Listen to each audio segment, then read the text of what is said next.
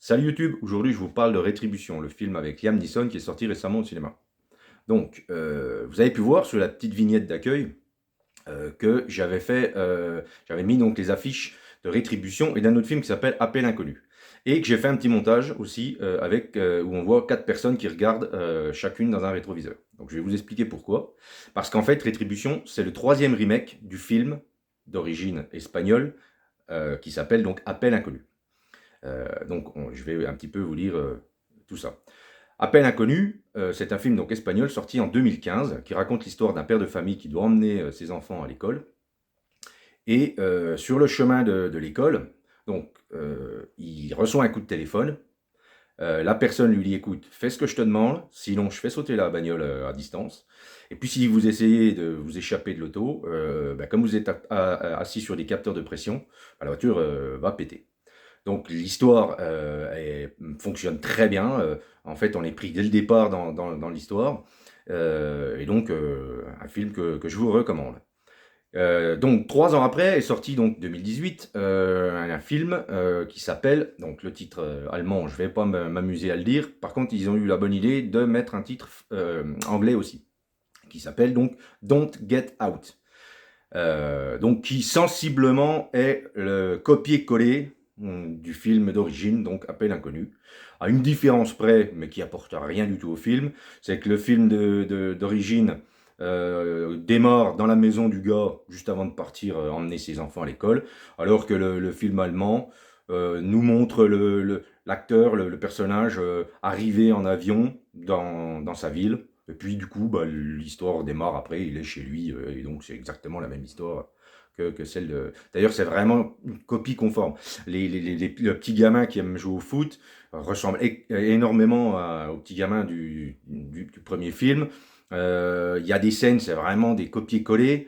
Alors, il y a des fois, c'est la même chose, mais sous un petit angle différent, mais en général, c'est vraiment du copier-coller. Donc, le film de base était très bien. Celui-ci est très bien aussi, puisque finalement, vous avez changé les acteurs, vous remettez des nouveaux acteurs, et vous racontez la même histoire. Voilà. Donc, c'est un bon film. Le troisième remake est un remake sud-coréen, dont je ne vais pas pouvoir vous parler beaucoup. Pourquoi? Parce qu'en fait, j'ai regardé sur toutes les plateformes, il n'y en a aucune qui propose le film. Ensuite, j'ai essayé d'aller voir sur des sites de vente. Alors, j'en ai trouvé à peu près 50 euros le DVD, DVD Blu-ray, en anglais, sous-titré anglais. Alors, j'ai vu déjà 2 fois le film, et qu'en plus je me suis tapé la bande-annonce quand même pour essayer de vous en parler un minimum. Et dans la bande-annonce, je vois que les scènes cultes, les scènes clés du film d'origine, sont reprises. Donc j'ose penser, je me permets de penser, mais c'est pour ça que je ne vais pas m'attarder sur ce film, que c'est un remake pareil, copier-coller du premier, euh, du film d'origine. Écoutez, si un jour je suis amené à le voir, je ferai une vidéo complémentaire, assez courte, pour vous dire si c'est la même chose ou pas, donc je ne peux pas trop vous en parler. Et donc on en arrive à Rétribution, le film donc avec Liam Neeson qui vient de sortir. Alors le film avec Liam Neeson raconte sensiblement la même chose. À une différence près, c'est que là, par rapport donc au premier remake, si vous voulez, ils ont voulu un petit peu mettre leur grain de sel. Donc, il raconte l'histoire, exactement la même histoire, à 99,9%, c'est la même histoire. Le démarrage, le milieu, tout ça, le final, c'est la même chose aussi. Ils ont changé un détail, et ils ont changé aussi un autre truc, c'est que tous les éléments qui se passent dans le film, d'origine, donc Appel inconnu, ils les ont tous remis, à une près, et en fait, par contre, ils les ont mis dans un ordre différent. Alors je m'explique. Tout le monde connaît le Boggle. Boggle, c'est un jeu, si tout le monde, si les gens ne connaissent pas, Boggle, c'est un jeu, en fait, si vous voulez, quand vous l'achetez, c'est un jeu avec des dés. Et quand vous l'achetez, c'est marqué Boggle. Voilà, dans tous les sens, les dés, voilà. Et en fait, c'est un jeu de lettres. Quand vous le secouez, en fait, vous devez trouver les nouvelles lettres euh, avec les lettres apparues. Voilà. Bon. Donc pourquoi je fais ce comparatif? Parce qu'en fait, le film est sensiblement le même. Donc là, c'est pareil que le jeu, quoi. Le jeu est le même, sauf que les lettres sont dans un ordre différent. Et bien là, c'est pareil. Le film est le même, avec les scènes placées dans un ordre différent. Et du coup, ça peut poser problème. Enfin, moi, ça m'a posé problème. Pourquoi? Parce que si vous voulez, il y a un moment donné, alors je vais rien spoiler. Je vais essayer de tourner mes phrases voilà, pour pas vous spoiler, parce que c'est quand même un film où il se passe beaucoup de choses les unes derrière les autres. Dans la version d'origine, il se passe quelque chose dès le départ. Et du coup, ça met la pression au personnage du conducteur, du père de famille. Et plus le temps passe, plus on se dit wow, comment ça va se passer, et ça pose problème, et même lui n'arrive plus à réfléchir à cause de cet élément-là. Et cet élément-là, donc, fait bien partie du film Rétribution, mais ça arrive à 10 minutes de la fin. Donc autant vous dire que l'aspect dramatique du truc, ben, ça tombe à l'eau, ça tombe à plat. Il y a autre chose qui est un petit peu différent, c'est que bah, là, c'est carrément quelque chose qu'ils ont enlevé, du coup, par contre. Il a des relations tendues avec son fils, là. Donc, par contre, dans le film avec Liam Neeson, ce n'est plus une grande fille et un petit garçon qui aime le foot, c'est donc un grand garçon et une fille qui aime le foot. Alors, loin de moi d'essayer de trouver les explications, mais comme le foot est quand même un sport très apprécié des filles aux États-Unis, je pense qu'ils nous ont mis une petite fille qui aime le foot, donc du coup ils ont mis l'inverse, c'est-à-dire un grand garçon cette fois-ci. Bon, ça change pas grand-chose, je vous avoue, c'est toujours un peu du pareil au même. Donc, il a des relations tendues avec son grand-fils, Liam Neeson, et durant le film, bon, on s'aperçoit que voilà, ils sont pas super copains. Et donc, il y avait une scène donc dans le film d'origine, où le grand de la famille fait quelque chose. Alors, la scène durait, allez, 5 minutes si vous voulez, mais cette chose que l'aîné de la famille faisait par rapport à son père, faisait que ça allait les rapprocher.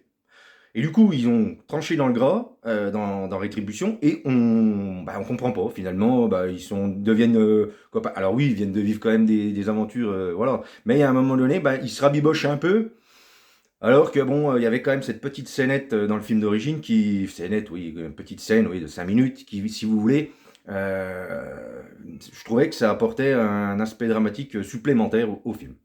Et puis, ils ont changé encore un autre truc, c'est qu'ils ont voulu, par rapport au film d'origine, bah, c'est pas changé si vous voulez, mais c'est des détails, c'est dans le détail. C'est-à-dire l'histoire est, je vous dis, à 99,9% la même chose, sauf qu'ils ont essayé de mettre des fois des choses, c'est-à-dire que je m'explique. On apprend les choses, on apprend les motivations du poseur de bombe donc dans le film d'origine, pas Appel d'urgence, Appel inconnu.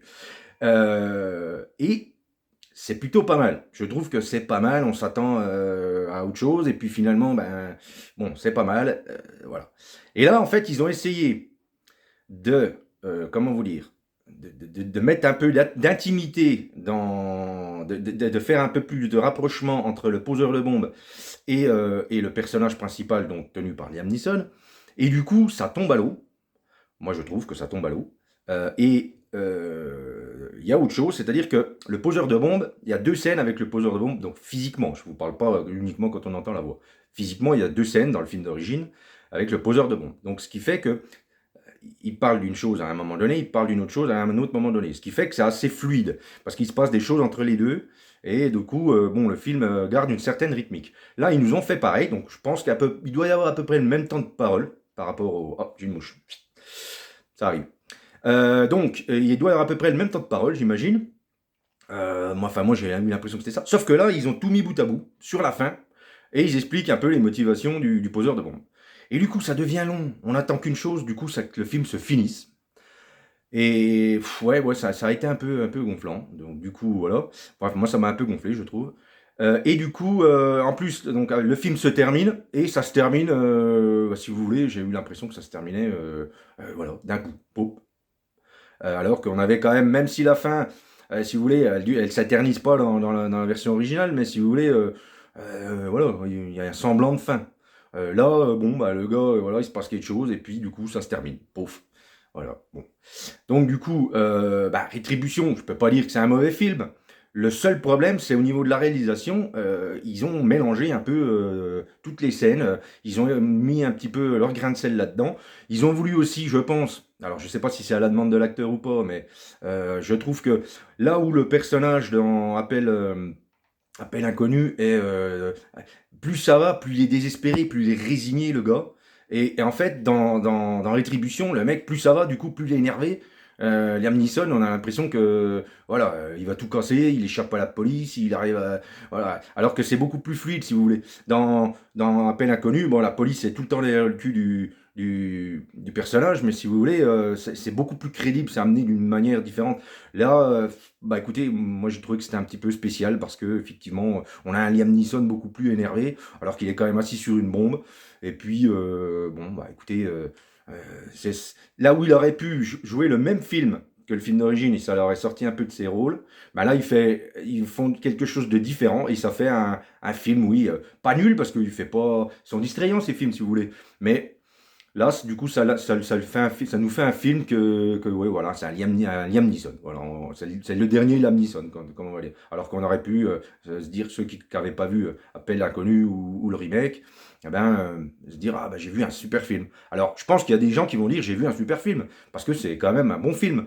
Mais, moi qui ai vu donc, bah, tous les remakes, les films d'origine, bah, tous les remakes, non, sauf la version sud-coréenne, mais c'est vrai que ce découpage et cette façon de raconter différemment dans un ordre différent fait qu'il y a certaines choses qui tombent à l'eau, alors qu'il y avait des choses qui étaient écrites pour être sur la durée, si vous voulez. Et plus le temps passait, et plus même nous on était stressés. Là, au final, bon, bah, c'est un film basique, je trouve, hein, faut pas, voilà, moi ce n'est que mon humble avis.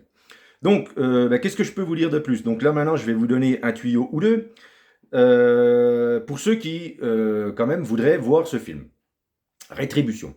Alors, mis à part si vous êtes un fan énorme de Liam Neeson et qu'il n'y a que lui, et voilà, bon, vous voulez absolument voir sa tête à l'écran et le voir faire, je vous conseille quand même, moi, la version originale. Ou le premier remake qu'on peut voir. Parce que, encore une fois, la version sud-coréenne n'est pas disponible dans nos contrées. Donc, de deux choses l'une.